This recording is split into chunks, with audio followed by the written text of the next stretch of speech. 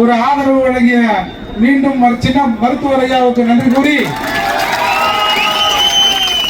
பொதுவா இன்றைக்கு தமிழகத்துல இந்த சாதிவாரி கணக்கெடுப்பு அப்படின்னா என்னன்னு பலர் தெரியாம ஏதோ சாதிவாரி கணக்கெடுப்பு என்று சொன்னால் ஏதோ தமிழகத்தில் இருக்கிற சாதி தலைகளை எண்ணுவது என்று நினைக்கிறாங்க.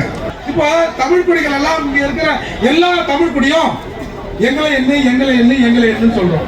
வட மாவட்டத்தில் இருக்கிற பெரும்பான்மையாக இருக்கிற பறையர் வன்னியர் எங்களை எண்ணுன்றோம். தென் மாவட்டத்தில் இருக்க தேவர் தேவேந்திரர் மற்ற முத்துரையர் இவங்க எல்லாருமே எங்களை எண்ணுன்றோம். என்றதுல உங்களுக்கு என்ன பிரச்சனை? அதை வெளிப்படையா முதல்ல சொல்லுங்க.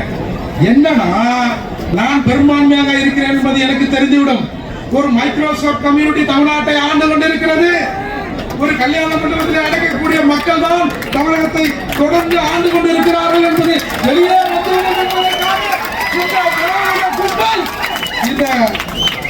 இதை எடுக்க மறுக்கிறாங்க. எனவே இது தமிழர்கள் ஏதோ ஒரு கூட்டத்துக்காக வந்தோம் கூடணும் போனோம் கூடி கலைஞ்சிருவாங்க அப்படின்னு இந்த அரசு நினைக்குது இல்ல.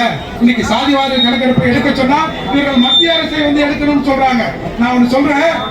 ஜெயங்கொண்ட ஒரு கூட்டத்துல திருமாவளவன் இந்த கொடியை பாமக கொடியை ஏற்றுகிறேன். இந்த தொகுதியில் பாமக வேட்பாளர் நிற்கவில்லை. திருமாவளவன் நிற்கிறேன் என்று உன் அக்காவிடம் சொல், உன் அம்மாவிடம் சொல். திருமாவளவன் ஓட்டு கேட்டு வந்தார் என்று சொல்லுன்னு சொன்னல்ல.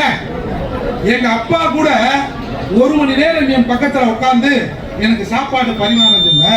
ஆனா மருத்துவர் ராமதாஸ் அவர்கள் ஒரு மணி நேரம் என் தந்தையை போல என் பக்கத்திலே உட்கார்ந்து சொல்லிய நபர்கள் இன்னைக்கு திமுக என்ற கூட்டணியில் பாமக என்ற ஒரு கட்சி வந்தால் விசிக இருக்காது என்று சொல்றல. இதுதான் திராவிடத்தின் சூழ்ச்சி. எனவே இன்றைக்கு வட மாவட்டத்தில் இருக்கிற வன்னியரும் பறையரும் இணைந்து விட்டால், தென் மாவட்டத்தில் இருக்கிற தேவரும் தேவேந்திரம் இணைந்து விட்டால், மற்ற தமிழ்ச்சாதிகளும் ஒன்றாக நின்றால் இங்க தமிழர் அல்லாத தமிழகத்துல வேலையே இருக்காது. இதை நாம முதல்ல ஒழுங்கா புரிஞ்சுக்கணும். இன்னைக்கு தமிழ்ச்சாதிகள் எல்லாம் ஒன்றாக சேர்ந்து தமிழ் சமூகங்கள் எல்லாம் ஒன்றாக சேர்ந்து எங்கள் தலையை என்ன என்கிற நிலை இன்றைக்கு இருக்கிறது. இந்த நிலை தொடர்ந்து நாம் இதை வலியுறுத்தி இதை நடத்தாவிட்டால் ஒட்டுமொத்த தமிழர்களும் எங்களுக்கு கொஞ்சம் இடஒதுக்கீடு கொடுங்க அப்படின்னு கேட்கிற நிலை தமிழகத்தில் வந்துடும். எனவே இன்றைக்கு இந்த கூட்டம் என்பது ஏதோ கூடி கலைஞ்சிட்டாங்க, பறையரும் வன்னியரும் சேர்ந்து ஒரே மேடையில் நின்றார்கள் என்று என்பதல்ல. நான் இந்த கூட்டத்தின் வாயிலாக நம்முடைய அன்புமணி மருத்துவர் ஐயாவுக்கு ஒரு வேண்டுகோளை விடுக்கிறேன்.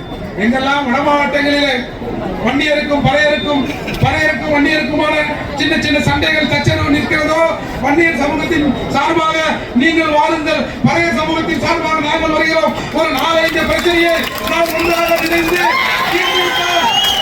தமிழகத்தின் அரசியல் வரலாறு மாறிவிடும். நாம் கேட்க வேண்டிய இடத்திலே இருக்கிறோம், இவர்களுக்கெல்லாம் கொடுக்க வேண்டிய இடத்தில் இருப்போம். எனவே மீண்டும் மீண்டும் ஐயாவை நான் வற்புறுத்தி கேட்பது, வட மாவட்டங்கள் பறையர்களும் வன்னியருக்கும் பிரச்சனை ஏற்பட்டால் 2 சமூக பிரதிநிதிகளும் ஒன்றாக சேர்ந்து நமக்குள்ளே அந்த பிரச்சனையை தீர்த்து வைக்க வேண்டும். ஏனென்று சொன்னால் இந்த 2 பெரும் சமூகம் இணைந்து விடக் கூடாது என்பதில் இங்கே இருக்கிற திராவிட கட்சிகள் முனைப்பாக இருக்கின்றன. எனவே மீண்டும் மீண்டும் நான் வலியுறுத்தி சொல்கிறேன், இந்த தமிழ் சமூகம் பிறப்பால் ஒருவர் தமிழராக இருந்து தமிழ்நாட்டை ஆள வேண்டும் என்று சொன்னால் அதில் முதன்மையாக இருக்கிற மருத்துவர் ஐயாவை நோக்கி தமிழகம் திரும்ப வேண்டும். முதலமைச்சர் ஆக முடியாது என்று, இந்தியாவிலே ஆக முடியாது என்று ஒரு புடுங்கி சொன்னார். ஆனால் ஒரு 6-7 முறை இந்தியாவில் முதல்வராக ஆகியிருக்கிறார்கள்.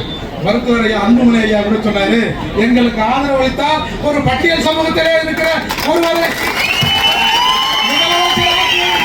தயார் என்று சொன்னார். அதே போல செந்தமன் சீமான் அவர்களும் ஒரு பட்டியல் சமூகத்தை சார்ந்தவரை முதல்வராக நாங்கள் தயார் என்று சொன்னார். இங்கே இருக்கிற தமிழ் குடிகள் கூட இதற்கு ஆதரவு அளிக்கும். நாம் 1 வருடம் 2 வருடம் 3 வருடம் நமக்குள்ள பங்கு போட்டு இந்த முதலமைச்சர் பதவியை நாம் அனுபவிப்போம். தமிழ்நாட்டை தமிழர்களே ஆளுவோம். அதற்கு இந்த கூட்டணி நிச்சயமாக தொடர்ந்து இருக்க வேண்டும். எங்கெல்லாம் சமூகத்திலே பிரச்சனை ஏற்படுகிறதோ அந்த பிரச்சனையை கையாளுவதில் நாம் ஒன்றாக நின்று தமிழகத்தை மாற்ற வேண்டும். இந்த கேட்கிற நிலையை மறுத்து ஒடுக்கிற நிலைக்கு நாம் வர வேண்டும் என்று சொன்னால் தமிழராக ஒன்றிணைய வேண்டும். குறிப்பாக வட மாவட்டங்களில் இருக்கிற பறையரும் வன்னியரும் வன்னியரும் பறையரும் ஒன்றா இணைந்து நாங்களாம் ஒன்றும் பெரிய மிட்டா மிராசலாம் இல்லை, எல்லாருமே கூலி வேலை செஞ்சுக்கிட்டு அன்றாடம் காட்சிகளாக இந்த இரு பெரும் சமூகங்கள் இணைந்து விடக் கூடாது என்று இங்கே ஒரு பெரிய சதி நடக்கிறது. இந்த சதியை மருத்துவர் ஐயாவோடும் அன்புமணி ஐயாவோடும் சேர்ந்து நாம் முறியெடுப்பதற்கு பறையர் சமூகம் தயாராக இருக்கிறது என்று கூறி முடிக்கிறேன். நன்றி, வணக்கம்.